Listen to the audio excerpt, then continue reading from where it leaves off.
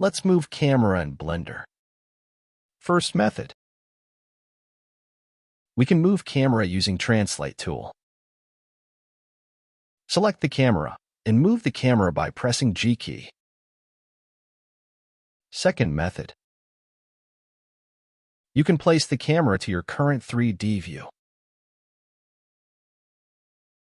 To do this, orbit to the 3D view where you want the camera.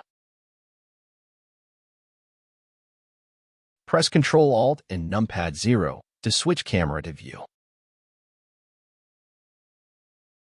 Third method. We can use WSD keys to move camera in walk mode. Press numpad 0 to switch to camera view.